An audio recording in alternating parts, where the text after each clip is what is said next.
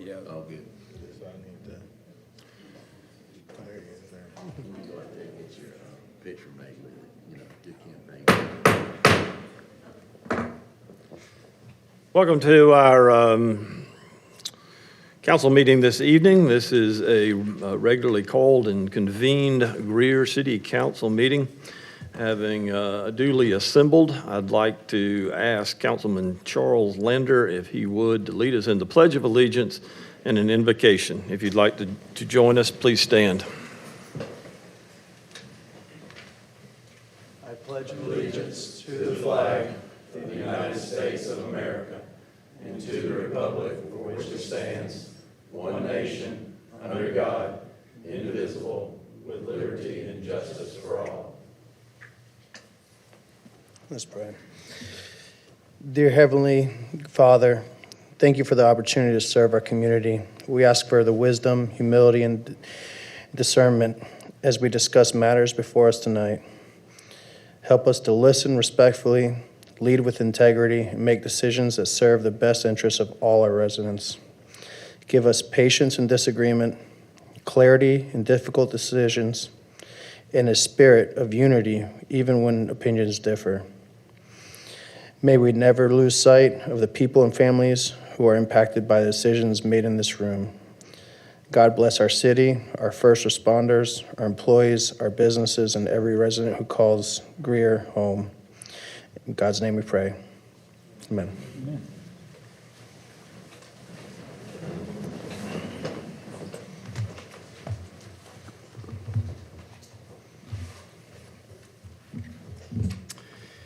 Council, in public forum this evening, we have got 4 speakers. We typically limit content or the opportunity to speak to about 3 to 5 minutes. If you'll be cognizant of that, that will respectfully give time for everybody that wishes to speak an opportunity if they would like to do so. What I would ask is that as I call your name, that you come to the podium. That way we'll have a record of your comments. And if you would, please give us your name and address, and the floor will be yours. Elizabeth Pittman is our first speaker. And so the floor is yours, Ms. Pittman.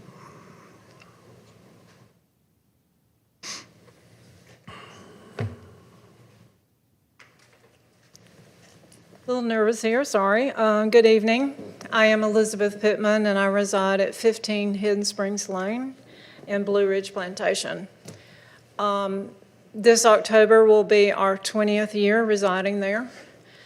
When we purchased our home there, it was our forever home, and things have changed over the years, a lot due to the economy, so I do understand that. However, I'm here tonight to oppose Enchantment's desire to change 7A from commercial to residential, and I'm new at this, so forgive me for being nervous. I have quite a few concerns. We came last week to the planning meeting, and a main concern is traffic.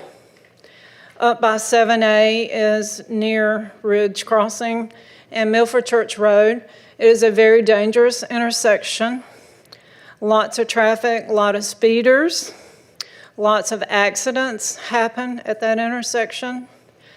So that is first and foremost the priority for me. Secondly, our neighborhood is not what it was intended to be. We were to have a township there, and again, I realize things change.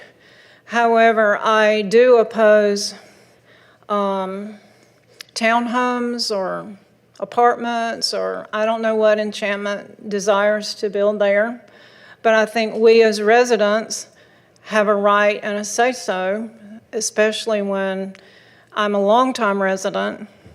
And in my original papers that I have here that I was given to about 20 years ago, the amenities were in where 7B is now. So last week it was spoken that they wanted to move it from 7A to 7B. So anyway, my papers show that tonight from the original plans, and it could have been changed, and I'm just not aware of it. Another big concern of mine are our lack of amenities. We have around 600 home sites out there now, and we have one small pool. And right now, DHEC only allows 61 people in the pool itself. So right now, we cannot accommodate the amount of people that live there currently. And we have not heard anything about plans for future amenities there. So I feel very left out. And again, I don't have a right for the development, but I am a long-term resident, and that was our forever home. And so I have concerns there that we're not going to get what we've been promised. So that's the gist of my proposal here. So, and I don't know if any of you have ridden through our neighborhood, but it looks pretty trashy right now with some undeveloped areas. And I don't know why other areas that look bad can't be developed first instead of 7A. That is the most beautiful part of our whole neighborhood when you come in. So that is a huge objection for myself as well. Okay. All right. Thank you. Thank you, ma'am. We appreciate it.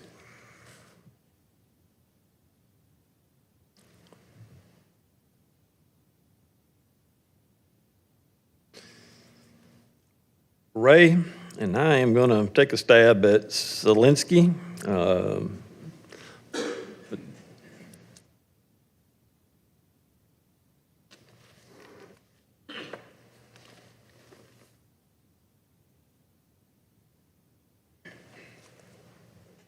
I'm Roy Zelinsky. Roy. Live at 10 Hidden Springs Lane.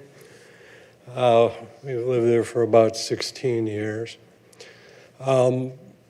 Quick question, show of hands. How many of you councilmen have been in Blue Ridge Plantation in the last 3 months? 3 months. You need to do that before you decide to make any changes to the original plans that Elizabeth just spoke of. A long time ago, if you remember the cartoon Popeye, and Wimpy always said, I gladly pay you Tuesday for a hamburger today. And over the years, the various developers, owners, whoever, have always said, I'll gladly pay you Tuesday if I can change this, if I can build a townhouse here. I'll gladly build your pool after I can build some more townhouses where something else was supposed to be. I think before the council approves any other development, that it's time to pay today's Tuesday before anything else gets changed. So. Thank you, sir.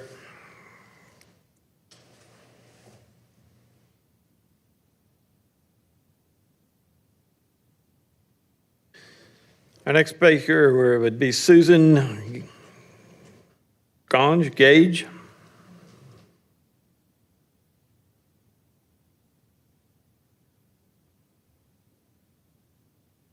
I think I just might echo everything that has been said so far, but I do hope whoever makes these plans takes into consideration the investment all of us has put into our neighborhoods. Want to keep them beautiful, and I hope that you consider that. Thank you, ma'am.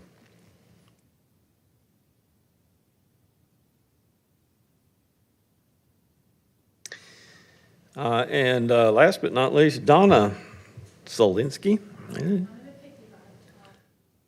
Well, we really want you to come to the podium, please. It's a matter of keeping a record. Thank you.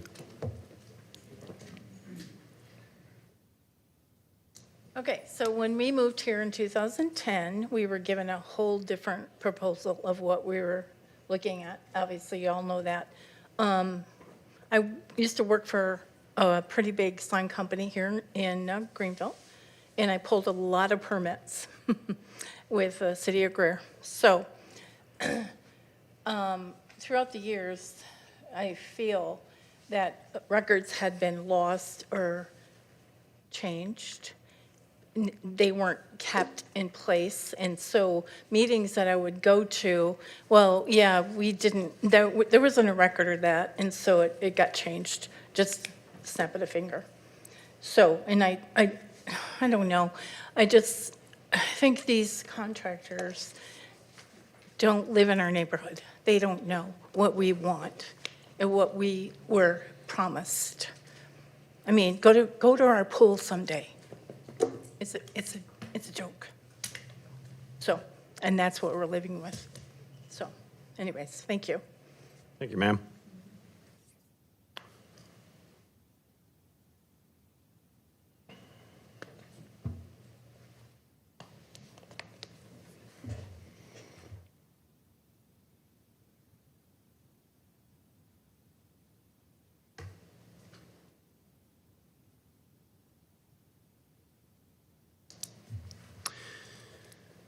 Council, we've got several meetings to approve council minutes of, so we will go through those. I'll take them individually. First before us this evening is the meeting that was held on May 12th, 2026. This was the council workshop meeting. Minutes are contained in your packet. I'll entertain a motion to receive. So moved. And a second. Second. Any items of note for the clerk? Hearing none, Ms. Duncan? Mr. Arrowood, Yes. Mr. Booker, Yes. Mr. Hopper, Yes. Mr. Lander, Yes. Mr. Bettis, Yes. Mr. Lamb, Yes. Mayor Danner. Yes. Council, that same evening, May 12th, 2026, we assembled for a council meeting. Those minutes are contained in your packet. I'll entertain a motion to receive. So moved. And a second. Second. Floor is open for any discussion. Items for the clerk. Hearing none. Ms. Duncan? Mr. Arrowood, Yes. Mr. Booker, Yes. Mr. Hopper, Yes. Mr. Lander, Yes. Mr. Bettis, Yes. Mr. Lamb. Yes. Mayor Danner. Yes. Council, on May 14th, we convened again for another workshop. This was a council workshop in regards to, I believe, the budget minutes contained in your packet. I'll entertain a motion to receive. So moved. And a second. We get a record. Second. Any items of note for the clerk? Hearing none, Ms. Duncan? Mr. Arrowood, Yes. Mr. Booker, Yes. Mr. Hopper, Yes. Mr. Lander, Yes. Mr. Bettis, Yes. Mr. Lamb, Yes. Mayor Danner. Yes.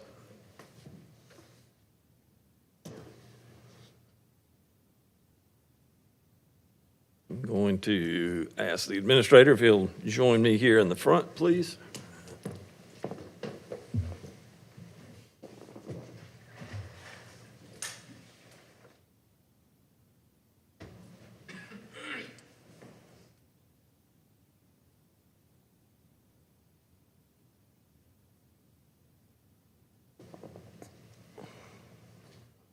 Typically sitting beside y'all in church rather than sitting in front of y'all in this forum.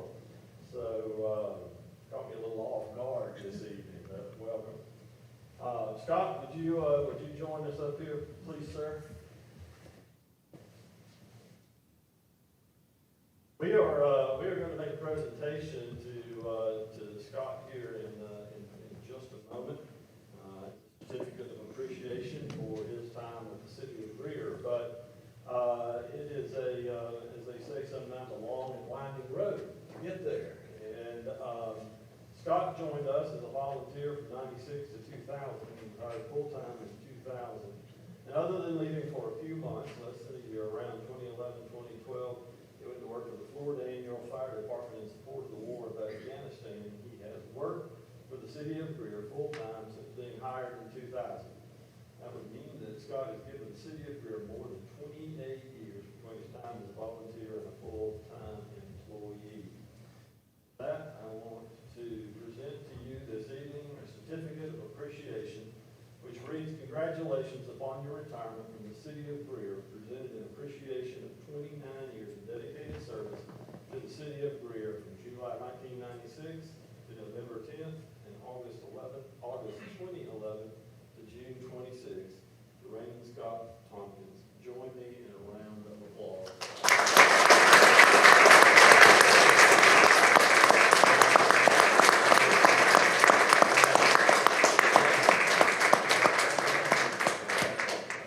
The city's been great to work with. I promote them. I'm on several different teams throughout the state, and I promote the city all the time, trying to get good employees up here to work for the fire department, and so that the city has been nothing but stellar, especially after this past. That was awesome. That was awesome. Congratulations.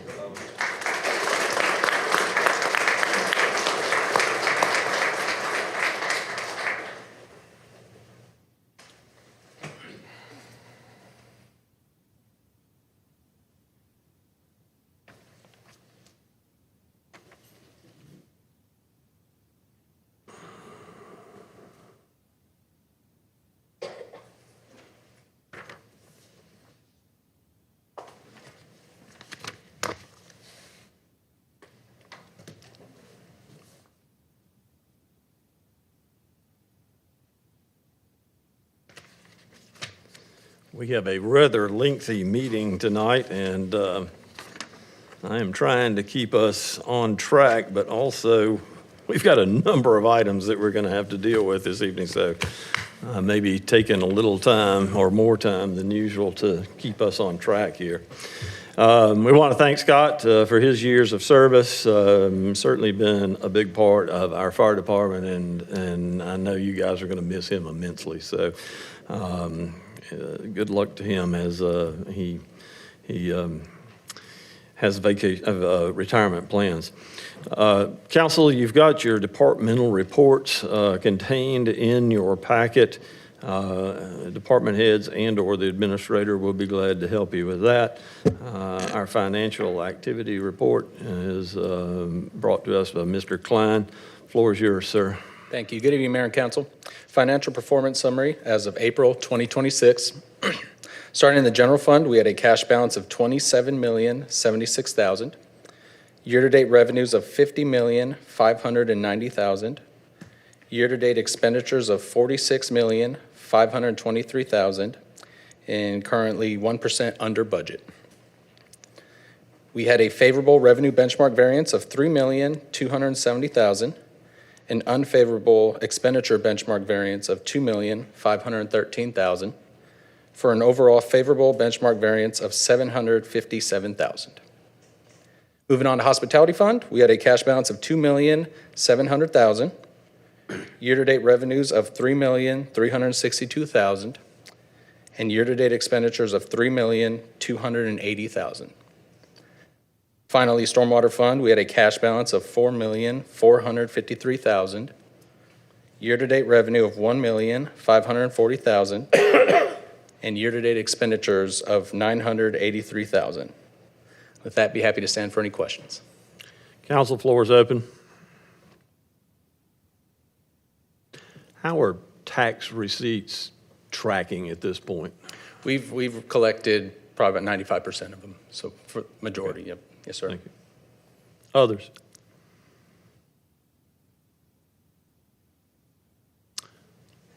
Thank you, sir. Thank you. Appreciate it.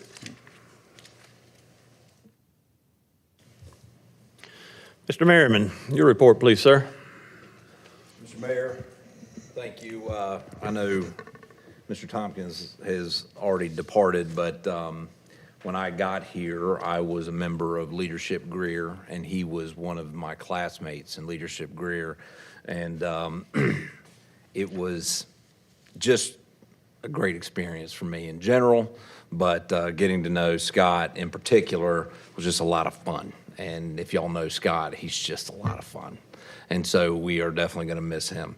Mr. Mayor, Council, as you know, Greer is constantly growing, and the Planning and Development Department believes that you should not only be informed, but involved in that process. So with that, we are proud to announce the launch of the Building Greer Together dashboard. This is a new public-facing dashboard intended to give residents, business owners, developers, community partners, and other stakeholders a real-time look at rezonings, annexations, and other development types across our city. More information on that is going to be available on our website.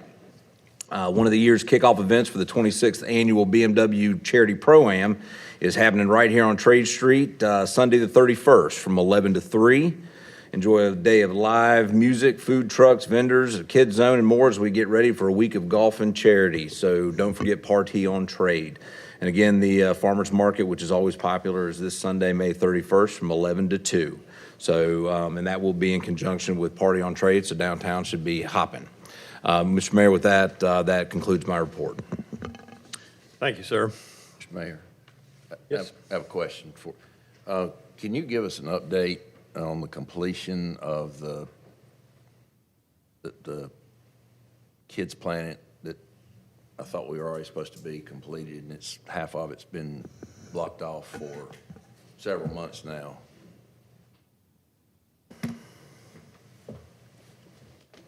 Thank you, Mr. Airwood. I had a conversation with John this morning about the status of that project.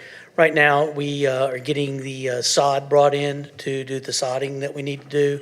There was some fencing still left to be put up and the irrigation finished. Once those are completed, we hope that by not this week, but the end of next week, we should have those items completed. 2 weeks. That's correct.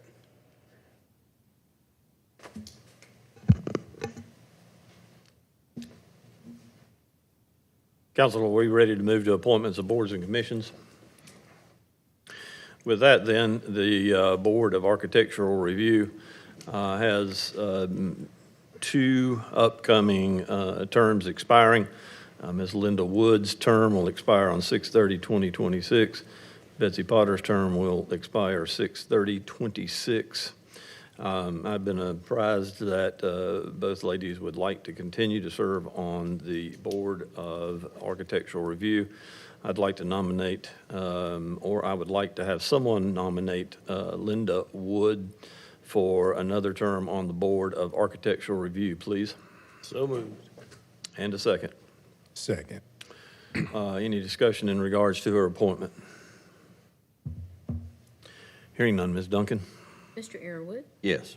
Mr. Booker, Yes. Mr. Hopper, Yes. Mr. Lander, Yes. Mr. Bettis, Yes. Mr. Lamb, Yes. Mayor Danner. Yes.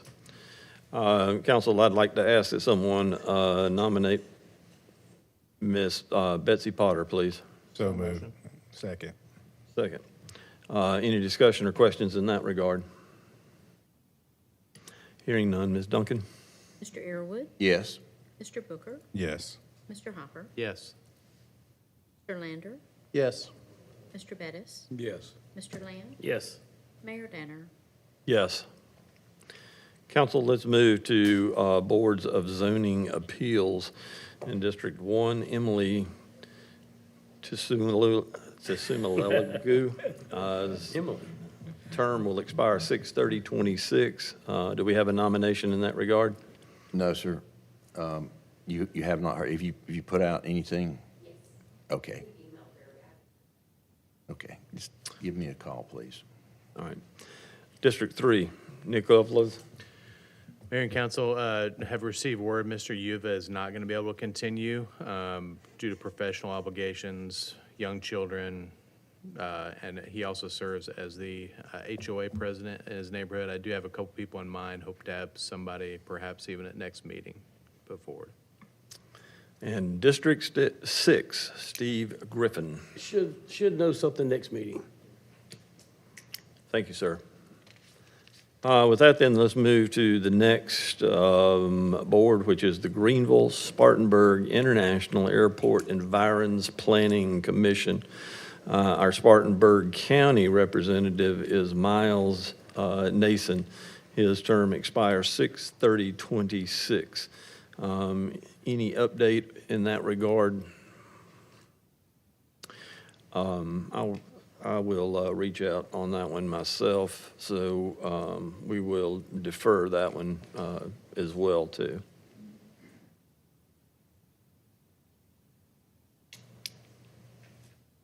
Council, let's move to items of new business this evening.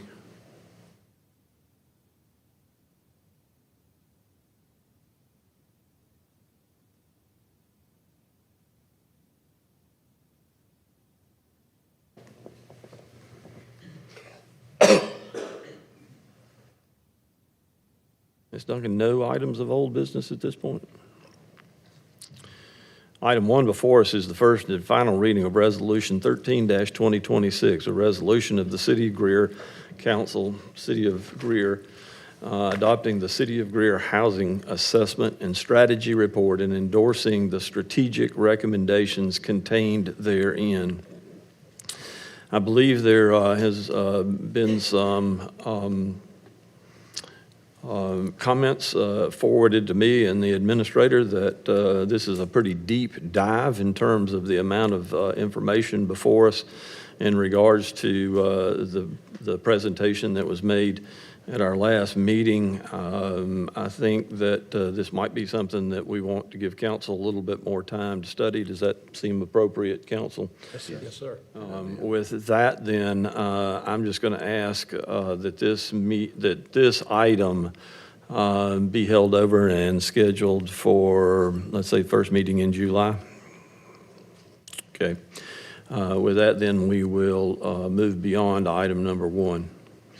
Item number 2 is the first reading of ordinance number 15-2026. This is an ordinance to change the zoning classification of certain properties owned by Tasali Property LLC located on East Gap Road from Design Review District to Office Professional. Ms. Cotty joins us for that discussion. The floor is yours, ma'am. Thank you, Mayor and Council. This is a rezoning request for 2 parcels, a little under 24 acres total. This is related to the annexation request that I brought forward at the previous meeting for the small square piece fronting East Gap Creek Road. It is currently approved for a townhome community as design review district, and they are requesting to rezone to office professional. Here's an aerial map. Again, it is located near the middle school, high school, and Brookside Farms community. The zoning map, again, shows that it is currently design review district. It is adjacent to rural residential. Again, schools are often in that R20 or rural residential with a special exception. And then the future land use map that calls for suburban neighborhood. I will note that institutional, cultural, civic uses are listed as a secondary use as appropriate in the future land use plan. And then here is a picture of existing conditions on the site. So again, the request is to rezone the 2 parcels to office professional. It is currently surrounded by residential and undeveloped, middle school and high school, and then again, a lot of undeveloped county land. The comprehensive plan calls for suburban neighborhood, and this is compatible with that. Staff does recommend approval. Planning Commission held a public hearing last Monday evening and also recommends approval. Happy to answer any questions that you may have. Thank you, ma'am. Council, for the purpose of discussion, I'll entertain a motion to receive. So moved. Second. Floor is open. It's kind of, if I remember right, with the annexation, this is event space, that type of thing. Is that the intended use? Yes, I believe event space / museum. If I remember right, the gentleman has a shooting range in the area, but it's in the Yeah, Parcel to the west. that is to the correct. left there, The the house timber. that he has under construction is in this area, and that, so he owns all of this land as well, which is located in the county. Got it. The parcel we brought into the city, I guess that rectangular, I was out there today. This? Yeah, is that a house, like a residential structure? I was trying to get a lay of the land there. Is the lots next, does it kind of fall off? It pretty? does. Mm-hmm. Okay. Yes, sir. It is a current residence. Now, this being next to the school, have they been made aware of the intent of the property? Yes, I did speak with the planning staff at Greenville County School District before our annexation meeting. Did you sense any hesitations on their end? No. They did say they'd run it up kind of the flagpole to make sure there were no concerns with the specific use. But they did indicate that institutional and office zoning was appropriate. Do you feel like it was just kind of, they weren't necessarily prepared for the question, or was it, did they have some background knowledge on it when you discussed it? They didn't really, so Yeah. we had a conversation about, they saw signs, out there, so wanted to know intended use, so we did discuss it. But I have not heard back from them with any additional concerns since that Well, meeting. since us speaking this afternoon about this property, I did call a couple of our school board representatives, especially the one that covers my district, and they expressed strong disinterest in having this type of product next door. I just want to put that out for the record that they did express they were not. I'm sorry. Go ahead. Well, as with everything, we have to take folks at their word until proven differently. Now, I did get a phone call too, and it's the folks right across the street. They just didn't want townhomes. And I said, no, this is what the developer and the owner have indicated they wanted to do, and he was aware of that, no issues with that. But from what I was told, what he intends to do is a weapons museum of antique weapons, which would include World War II. World War I, World War II weaponry, yeah. Okay. And I know that when we voted on the annexations, there was some no votes. And am I missing something? Because I don't know why a museum, especially from a school board, would be an issue.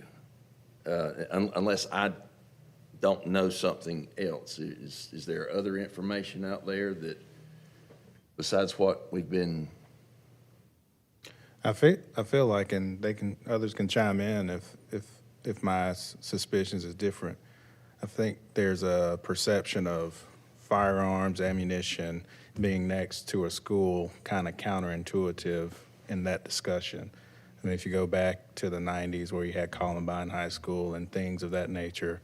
That didn't come from a museum, though. Yeah. I understand but the sentiment surrounding having that type of access to kids next door, I just think it just didn't jive in people's guts. And anyone else can chime in. Yeah, I will, because, look, a museum, and do remember where we live. We're in Greer. Every house around there has at least one weapon. Most of them have a collection. So it's not like you got to go far to find some guns in Greer. This guy just happens to have a bigger collection. Yeah, so he probably does a better job protecting it than the people that have one or two. I mean, he's got some investment there. As a side note, there is a cannon for sale in Greer. It has a for sale sign on it. It's off Buncombe Road, so. But, I think it's a positive thing. Yeah, We get something on that land, that's paying some taxes.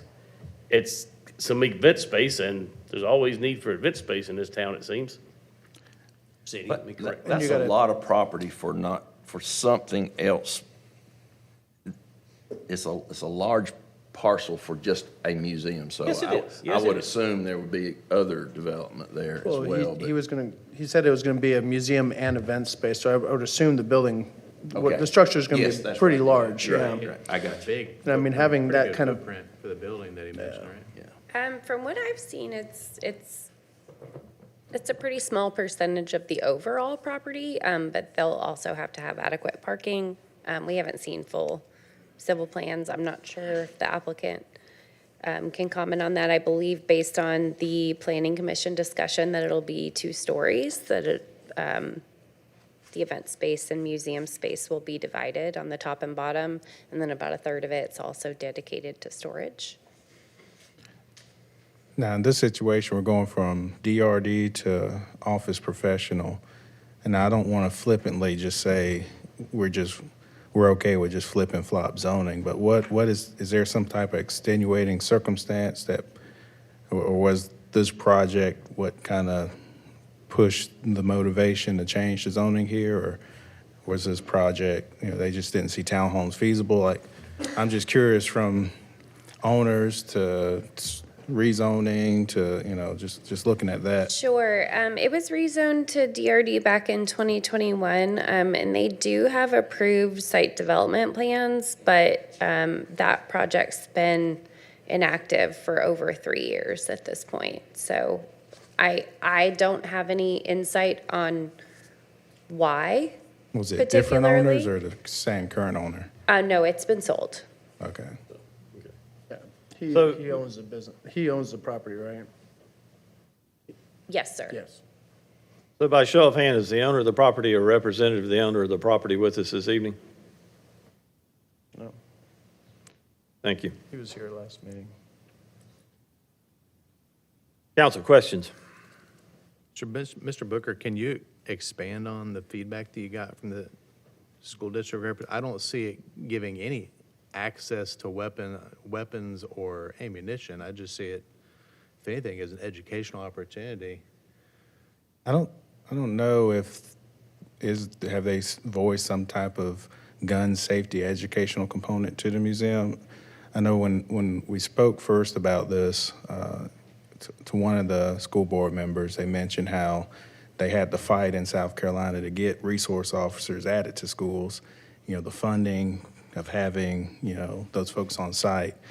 It's just, from a gut reaction, it just didn't sit well with them to, you fight to get ammunition, guns away from an area, and then you just bring, a museum here to right next door.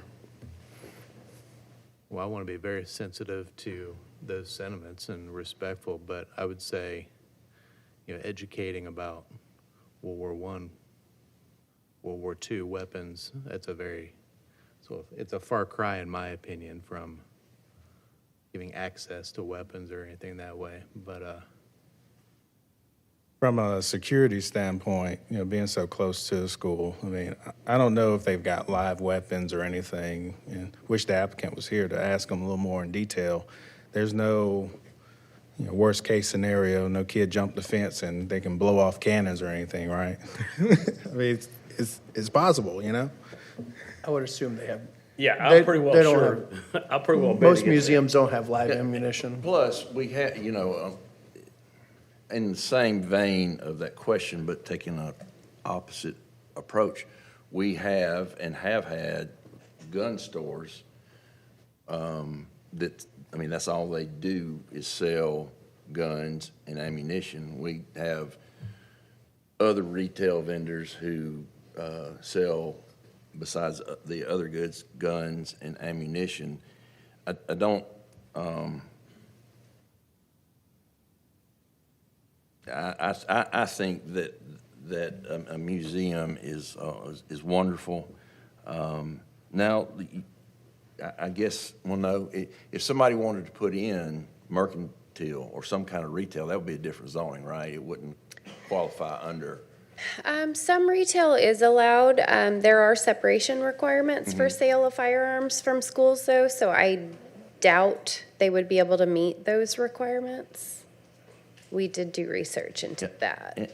And I think it's, you start, when, hopefully the school board member didn't say this, but when you fight to get weapons and ammunition away, you start treading on Second Amendment, and that's, we don't want to go down that road at all. I don't think so.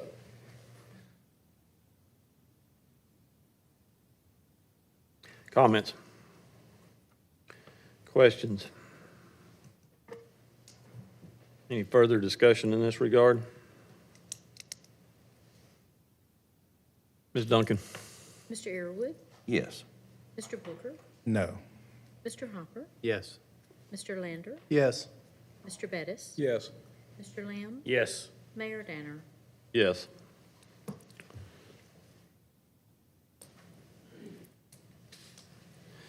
Council, the third item that we have before us this evening is an ordinance to change the zoning classification of a certain property owned by Germain Fluens located at 111 Albert Street from commercial general to traditional neighborhood and to remove the downtown entryway overlay. Ms. Cotty. Yes, thank you. This is a zoning map amendment request for rezoning. It is currently zoned commercial general. They're asking for traditional neighborhood. Here's an aerial of the property. Again, it is close to the South Line intersection.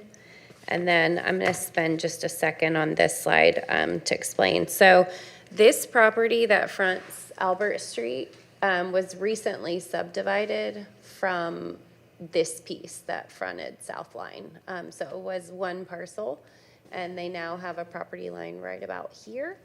And so now, again, this piece just fronts Albert Street, which is primarily residential. So it is surrounded by suburban neighborhood. And then again, this is the downtown entryway overlay map. The UDO established 3 overlays: our downtown core, our downtown transitional, and then our downtown entryway, which falls along the frontage of several streets that lead into and out of our downtown, like Arlington, Poinsett, South Line.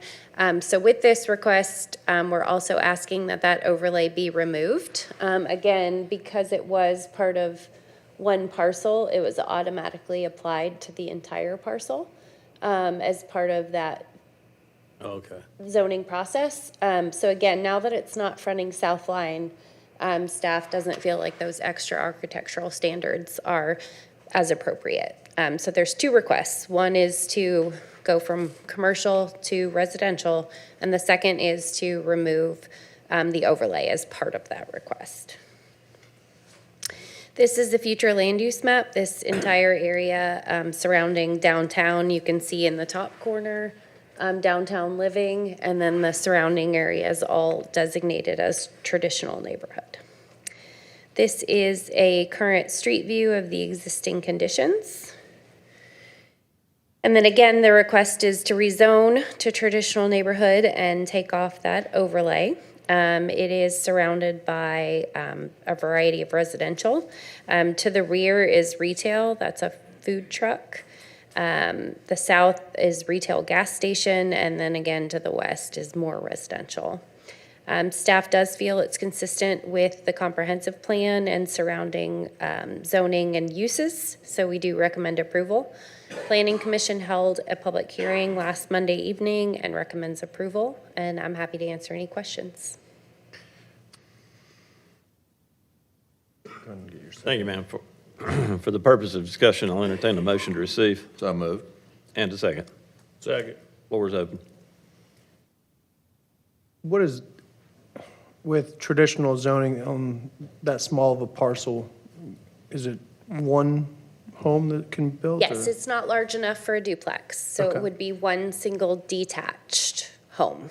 And just for reference, you had a land use map that you showed that showed it all as traditional neighborhood, but then when you went to the east-west, everything Yes. was suburban. Yes, so this is the zoning map. So most of the surrounding, so the gold that you see on the right is traditional neighborhood zoning, and then the taupe color is suburban neighborhood zoning. All of the traditional neighborhood, that is our future land use map. Future, okay. So future land use is kind of vision, zoning is the actual teeth and enforcement. By show of hand, is the owner of the property or representative of the owner of the property with us this evening? Are you available for questions if they arise? Okay, thank you. Others? Questions? Comments? Further discussion? Hearing none, Ms. Duncan? Mr. Arrowood, Yes. Mr. Booker, Yes. Mr. Hopper, Yes. Mr. Lander, Yes. Mr. Bettis, Yes. Mr. Lamb, Yes. Mayor Danner. Yes.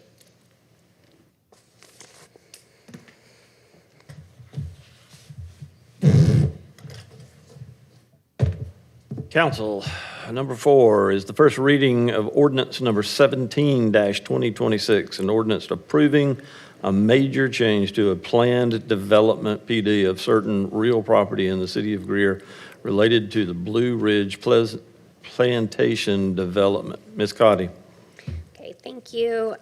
So council doesn't see a lot of these requests, so just as a reminder, Plan Development, or PD, and Design Review District, or DRD, are specialty zonings that allow for some flexibility from the ordinance. Now the UDO, when this was established, the zoning ordinance, in exchange for creative, flexible, mixed-use districts. So back in 2002, this original development for Blue Ridge Plantation came before council to establish that zoning district. It has been changed a few times. In 2006, they came back and added the lakeside portion of the community, which is north of Gross Meadow Road up here.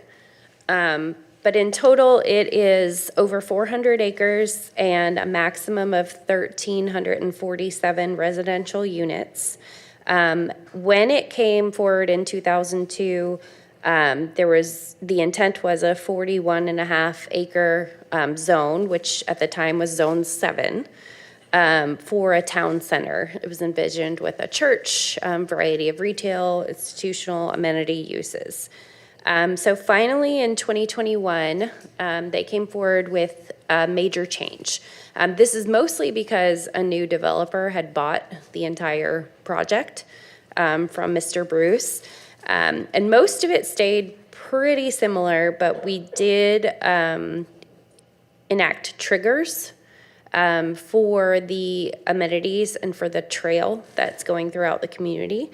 So we did put in place some parameters that once they hit a certain amount of build out, they had to put their amenities in before additional residential. Another part of that major change was splitting up Zone 7 into 7A and 7B. And so again, 7 in the 2002 forward was the non-residential zone. During that 2021 major change, 7B was allowed to be a mix of detached and attached homes. So it would be including townhomes. And so again, what was left is 18 plus or minus acres in 7A designated as non-residential uses. So amenity, commercial, institutional, et cetera. So again, here's their phasing plan. We are really focused on Zone 7 tonight for this major change. So here's the zoning map. The gray properties that you see are PD. At the time, it was PDR, which was Planned Development Residential. Again, that would be known as a DRD today. So what you're seeing up there is Stillwaters, Blue Ridge Plantation, and O'Neill Village. And so again, the zoning at the time for PD was to encourage innovative, creative design, to permit greater amount of flexibility, promote efficient use of land, and ideally the development should be large scale, incorporate a variety of land uses and land use types. It also encouraged developments that provide residential to have a full range of product types. Our future land use map does call for suburban neighborhood up in this area near the lake.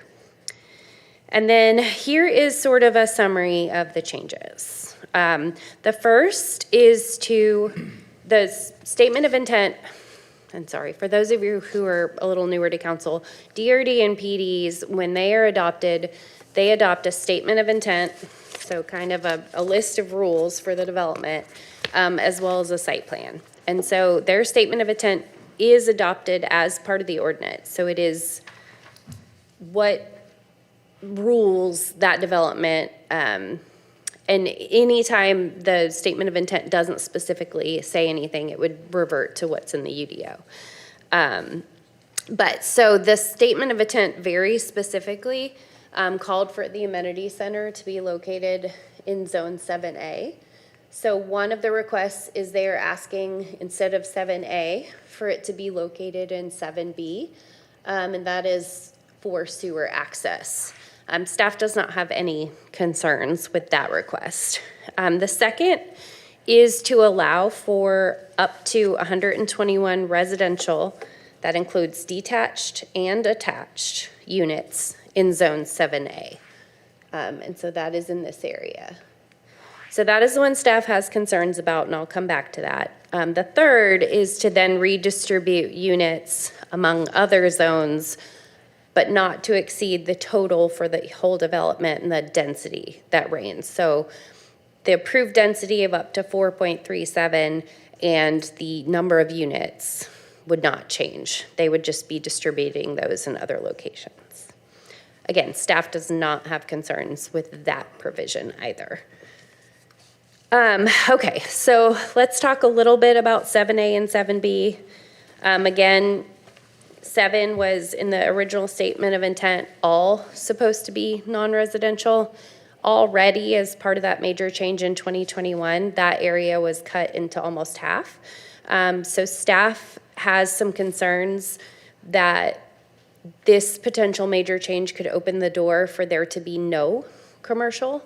The language would say residential and commercial, but there's no minimum acreage, minimum square footage that would have to be residential. So that would open the door for almost the entire area that was designated as, you know, commercial or town center to be now residential units.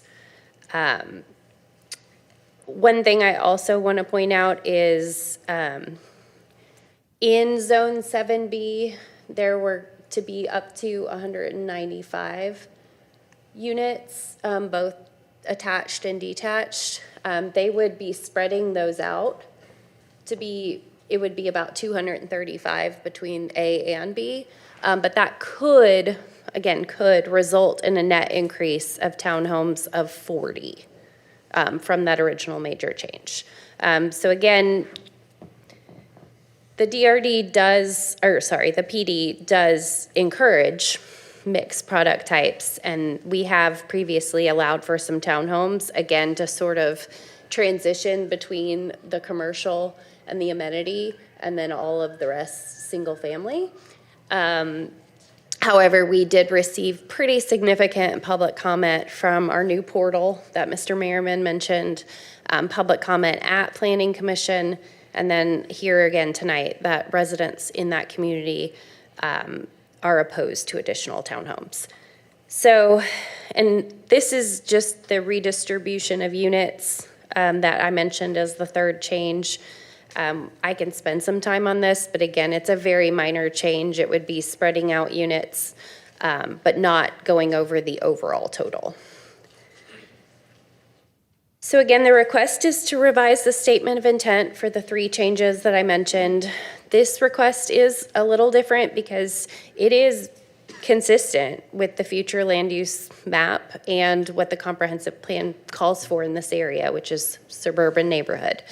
However, it is not consistent with the intent of the zoning district, which is PD or plan development, which calls for a mix of uses. So that is why staff did not feel comfortable making this decision as a minor change and why we brought it forward for public hearing before Planning Commission and City Council. So I would say if council is comfortable with making this change, not having as much or setting a minimum of commercial, I'd also potentially recommend having a cap on attached housing too, if that's something you wanted to consider. So staff does recommend denial. Planning Commission held a public hearing last Monday night, and they also recommend denial. And again, most of the residents that came to speak had concerns about amenities and townhomes. And I am happy to answer any questions you may have. I know this is kind of a different request, so I wasn't as structured as I normally am, but happy to kind of go over anything that you have questions about. Council, before we proceed, by show of hand, is owner of the property or representative of the owner of the property with us this evening?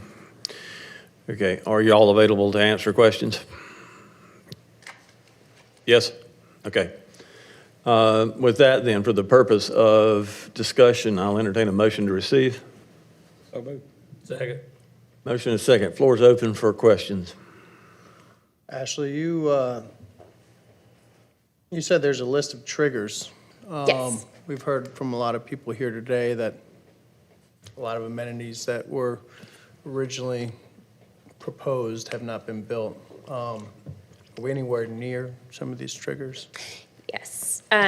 So the 2021 amendment put in the trigger for the amenity center, which was comprised of an Olympic sized pool and clubhouse, among others, at 50% of the build out of what was left at the time. So we do a lot of math, but basically they have 1.5 zones left. Because right now they've built out 3A, so that is half a zone. So if they were to proceed with 3B, they could do 3B, and then they could do one additional. So either 4, 5, or 6. And I believe they're going to be doing one of these, again, to get access to sewer for that amenity center. Okay. And again, staff doesn't have any concerns with moving the amenity center to 7B. So they have submitted for Planning Advisory Committee. They'll actually be going before that group this Thursday. So they are proposing an Olympic-sized swimming pool, a clubhouse, pickleball courts, and a playground. And so they are very aware that staff will not sign additional final plats until that amenity is in place, once they hit that 1.5 zones. And that's proposed to be in 7B, is that correct? Yes, currently it is, right about here. Okay. And if my memory serves me correctly, I believe at the end of last year, you guys voted on Zone 4 as well, right? Which is the orangish, that one. Yes, the preliminary plat for it. Okay. Yes. Have they already submitted that to? So yes, 3B, 4, 5, 6, and 10 and 11 are all under review. I think 4 has been approved, SDP, but they don't have a grading permit at this point.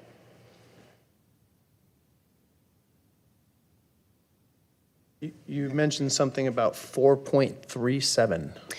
Yes, so the statement of intent, again, in 2021, had a maximum number of units and a maximum density, which was set to the R10 or TN. And so that's what the density cap would be. But they're actually under that. I think they're actually closer to 3 That's for the overall development. per- 3 units per acre. Yeah, yeah. Yes, sir.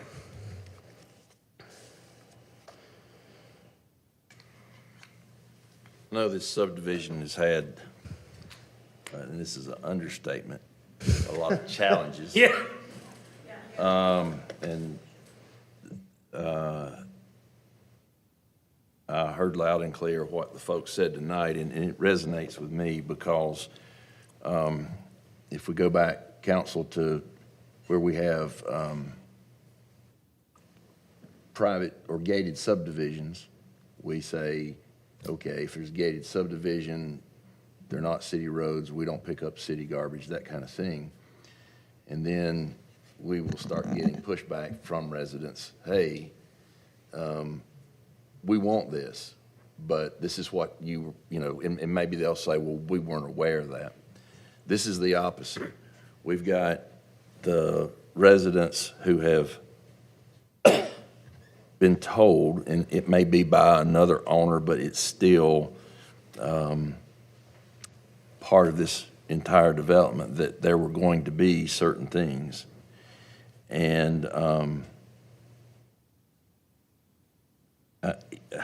it's hard for me, for someone who's been there 20 years and is expecting certain things, which does affect the, I guess, the financial, not soundness, but it does affect your finances. It does affect your property value, that kind of thing. And so I'm inclined to say no to this request because, there's been a lot of things that we as the city have had to do to get things done there. And I think it's just proper to say no, to move forward as is. Well, we like to say that we build communities, not developments. Currently, we don't have much of a community feel with just one little pool for 700 homes, which is pretty sad. I know it takes a long time to build a development this big, but I'll leave that at that. Andy, I have a question for you. I asked during the last meeting about Ridge Crossing roads. Now that I have you and Mr. Hamby somewhere out there, so Ridge Crossing Road does have issues with people just flying on it. How can are we legally allowed to patrol that road since it's a private road, or are we not allowed to? How does this work? Well, I'll let Chief Hamby opine on, the jurisdictional issue on Ridge Crossing Road. But as far as a practical matter, it is a private road that City Council has not accepted into our inventory. So if Chief Hamby wants, or I'm gonna put him on the spot, but I'm gonna put him on the spot. He's good on the spot.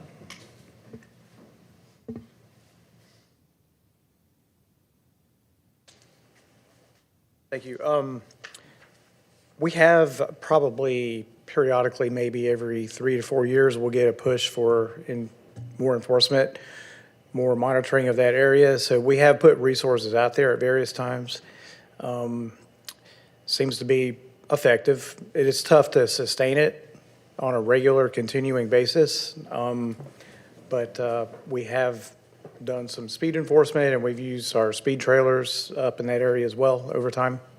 So the problem is you have police presence for a while, and then you got to move on to the other locations all over the city, and then guess what happens? The problem kind of reoccurs. So that main spine road, is that the name of the street? Yeah, I'm Ridge sorry. Crossing, Yeah, I mean, it's downhill. It's a long, wide open up area line, with yeah. no houses on that section. So just the way that is laid out and built does sort of facilitate the challenge of see how fast I can get my car going, because there's nobody here. I might as well just put some speed on it. So I don't have an answer. It's just one of those things we can make a temporary effect, and then it kind of goes back to where it was. So. Do we have the jurisdiction, though? I think that was the main Yeah, question. like We have since it's a jurisdiction. private road, how does that work if I give them a Yeah. speeding ticket on a private road? Yeah, so I think that's what I was talking to Lieutenant Forrester about. I know we've done some enforcement, which I think we're legal with that as far as stopping cars. Now, as far as writing tickets, that gets to be a challenge. So I think we've used more warnings in that area. Okay. To Mr. Lander, to that point, from a jurisdictional, I think you heard the answer, and I would, in my experience, I think Chief's absolutely right. It would become incumbent upon the developer to bring this to city standards, which I believe it is, and then bring it to council for your approval to accept into our inventory. Yeah. Actually, can the developer put speed humps in now without since it's a private road? Private property, they can do. I don't know, that's what I'm just asking. I think, yes, I think speed bumps, it can be put in. The question is that would we accept roads that have the speed humps on it, considering our road standards don't typically require speed humps? So we install speed control devices in arrears, right? Sure. This would be a first. I think we could, if council decided to accept it, the answer is yes. I mean, y'all can accept it. You can accept it with all the potholes in it. You could accept it with whatever. Council has that liberty to do so. I think it would be certainly something we can explore further, but I'm not prepared to give an answer to y'all tonight with any certainty other than y'all make the decision.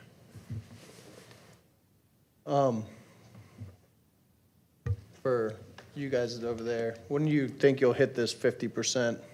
Or why don't we bring them? Is that a year or two, 4, 10? Yeah, if you'll come to the podium, please. And if you'll identify yourself in relation to the project, I would appreciate it. Josh Baker, Gray Engineering. I'm the civil engineer on the project. We're expecting to hit the 50% build out probably within 2 years.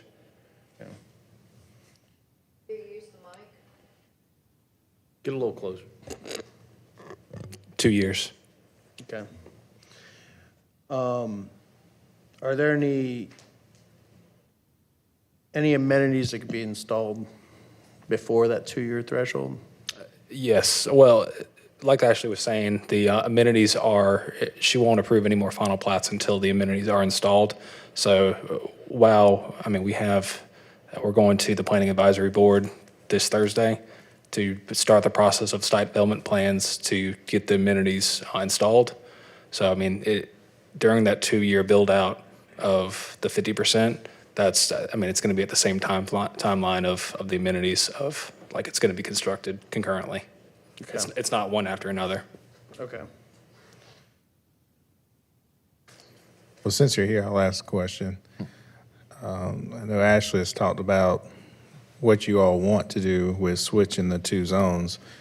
I mean, what is the motivating factor here to want to, as you mentioned, sewer and some other things, but just from logistically and from what you're designing, what's the incentive to move those 2 locations? The amenity? The The amenity? 7A, Yeah, 7A and 7B. Yeah, it's entirely sewer. So sewer comes up through Zone 6, which is the blue zone right there. So sewer comes up through there. So in order to build the amenity in the timeline that we're supposed to, it makes it entirely a lot more logistical to come up through Zone 6 with sewer rather than go through Zone 6 and then all the way through Zone 7 to get to the amenity in Zone 7A. So you're wanting to move the community amenities or the commercial amenities? No, community amenities, like the swimming pool, the pickleball for the entire community to Zone 7B. Okay. Now I got to go back to that slide where you had the three asks, because I got a little bit confused there. Sure. So the first ask is, again, the amenity center, which is the pool and clubhouse, and then anything else. Again, right now it's pickleball and a playground. The statement of intent called for it to be here. They're asking for it to be here. Staff doesn't have any concerns with that. The second request, which is kind of separate, I mean, they all kind of hinge on each other, because if you're going to move something from here into here, then the houses that were potentially going to be here, they're wanting to move down here, but even more than what was originally planned in that zone. For the first ask there, I would assume that even the residents of Blue Ridge Plantation would probably want it to be more centrally located, and not on Milford Church, because then you have a lot of other people that see it and probably want to use it. I mean, Yes, I'm not we did hear Yeah. that at the Planning Commission. Yeah. Many of them supported it being further into the community. So is this all one ask, or we can say yes to some or no to others, or? So I would say that the two that are in white would be considered minor changes, and staff could do that administratively. You could certainly request that they bring back a revised statement of intent with portions of this or amended language for second reading consideration. But this is all the asks that are in the major change at this point.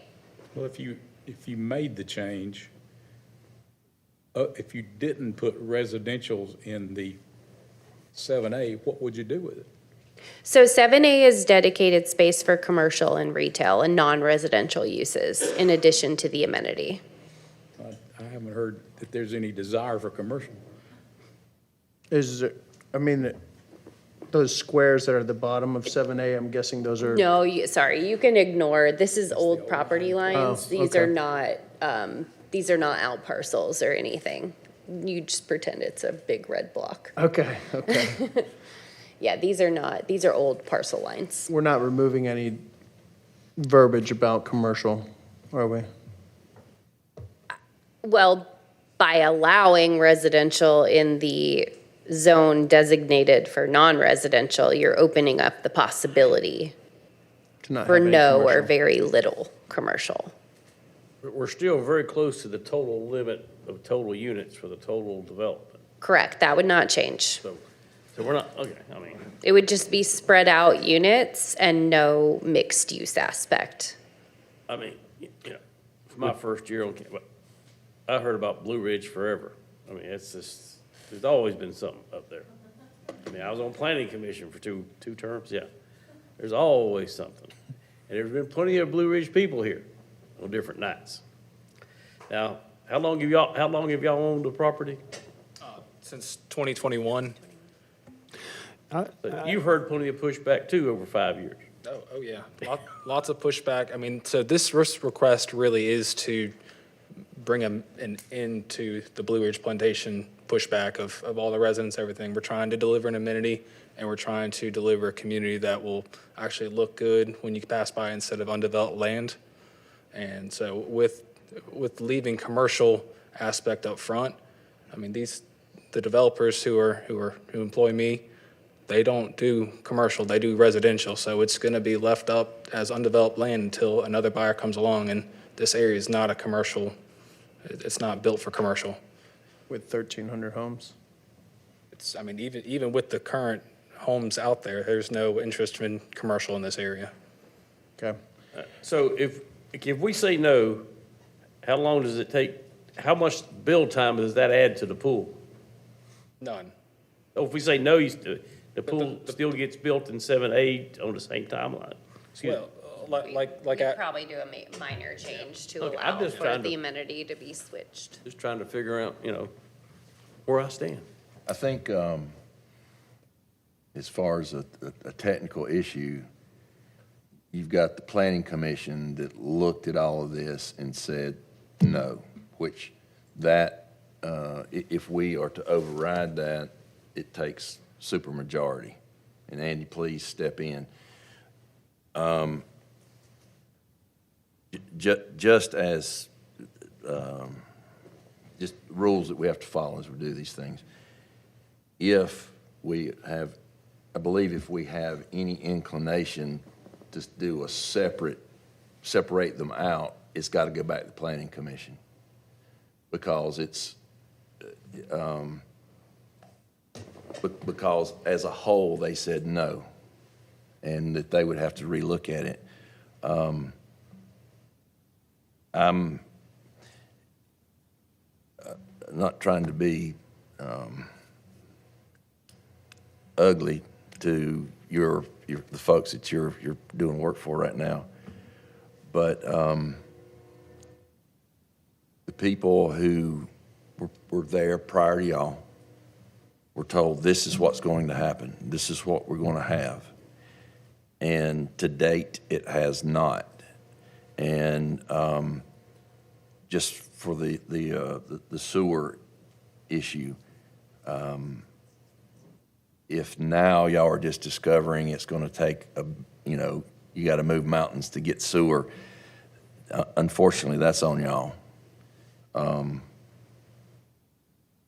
Because I'm sure your folks that's employing you had a period of due diligence, and that's the time you figure out those things. I think it's valid to note that this entire piece of property has been in, and I don't even know that transition is the right word, but 2002. Yeah. And there's at least 3 of us on here that have been dealing with this for the last 25 years. We have seen half a dozen or more developers come and go through this subdivision. And, I understand the angst that some of these people have about, where we're going. I also feel like that the current development company that is working on this right now probably at one point may have saved the subdivision from having an even longer and more drawn out kind of problems up there. And so I think I understand that you've waited a long time and it's due, but I don't know that it's completely fair to dump it all on one company when you've had 6 or 8 that came before them and spun their wheels and ran out of money and moved off somewhere. Is section or zone 8 right now, is that topographical lines that we're looking at? Yes. Yeah, here, yeah. How much of that zone is usable at this point? All of it. All of it? Yeah. Okay. So if you were to rewrite their request, would it need to go back through all the process, or could he bring a new request on the second reading? I think that depends what the change is, and we can certainly run it by the city attorney. I think if it is related to like establishing a minimum acreage of commercial or something related to the 3 asks, it probably would not have to go back. But if you're opening the door to other changes that haven't had the opportunity to have a public hearing, then that would need to go back and have another public hearing. So, Is there currently a trigger on the commercial? no. Okay. Just for clarification, council, Mr. Airwood's already raised this point, but it's going to take a supermajority to override the planning commission. If we said no to the request as a package as is brought to us, I'm hearing from you that staff would be able to work with them on the 2 elements in white as minor changes without them having to go back through the process potentially. Is that That is correct. correct? Well, for me, though, those 2, I haven't heard anything from residents. I certainly would be happy to hear before second reading, anything to the contrary. I don't have a problem with those 2 elements necessarily in and of themselves. I think points been made, the pool and the clubhouse, if anything, that's even more central, locating it for the community, et cetera. And redistributing the units, across the development, that doesn't seem to be a problem, not changing the units, but it does give me heartburn to think about, lowering the amount of non-residential use that has been stated, for a variety of reasons for myself. Well, it don't look like there's 5 votes up here. No, let's go ahead.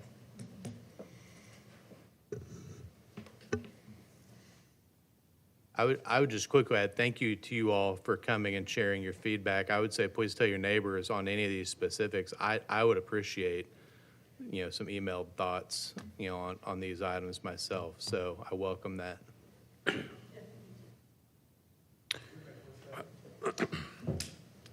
All right, council. Further questions? You had a slide that showed recommendations of what you would if we change something. What, can you pull that back up again? I just was saying if you were comfortable with losing the commercial, that I would recommend considering limiting the attached housing to what was in the 2021 major change, which would be up to 195 units instead of 239. And again, that's just based on feedback that we've heard from public hearing and the portal. So procedurally, if we wanted to include the commercial component, what does that look like? Do we need to vote this down tonight and then send it back somewhere else? I mean, how does this look? I'm sorry, repeat that. Like If you if wanted, we wanted to have what you just stated. if you were okay with the second change, I want to keep the commercial. I think the commercial should stay in there in some regard. then I would either recommend denial or giving guidance to the developer to prepare amended language. So it's not, That we would can't offer guarantee. amendment tonight to that language. It needs to go back to the planning commission. Well, it depends what the change is. I think we'd have to run it by the city attorney. If I may, my recommendation to this council would be, given the complexity of what we're talking about today, and the problem with jumping from amendment to amendment to amendment, my recommendation is council take action on this proposal as a whole. And if there is something that the developer would like to bring back to staff for consideration, they do so and they go back through the process. Because I think the reason we do this is because there's an opportunity for public hearing. And what happens by default in moving things around and amending it, we lose that public hearing component.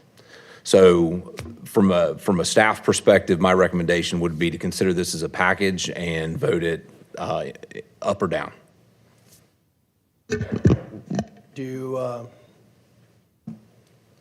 Are you clear on what we're discussing, Josh? Oh, yeah. All right, good. So, Ms. Scotty, the consequence of a denial or a failure to get an override is essentially a denial at this point. Does that start another clock or process again? There is no waiting period anymore for a denial of a rezoning or annexation. So Mr. Baker's group and those that he are working for could begin a process again with you at some point in time? Yes. And by way of reminder, Mr. Mayor, the ordinance is to amend. So an action for denial would have to be a motion to deny.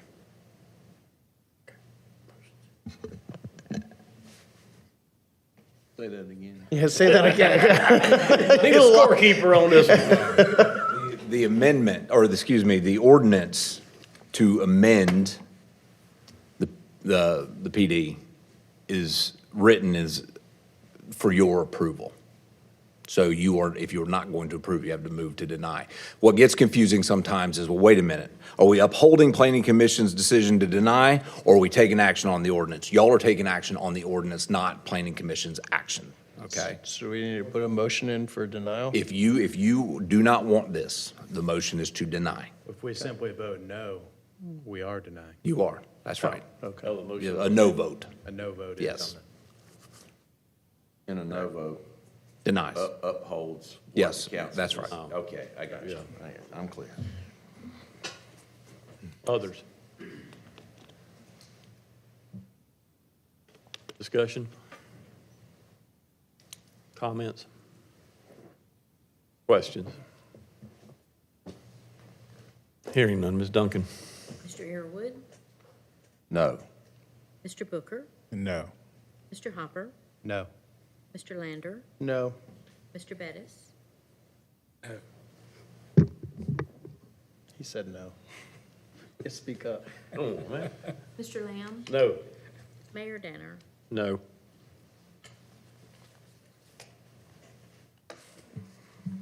They don't want to do commercial. Council, our next item is the budget. Let's take a 10-minute recess, please.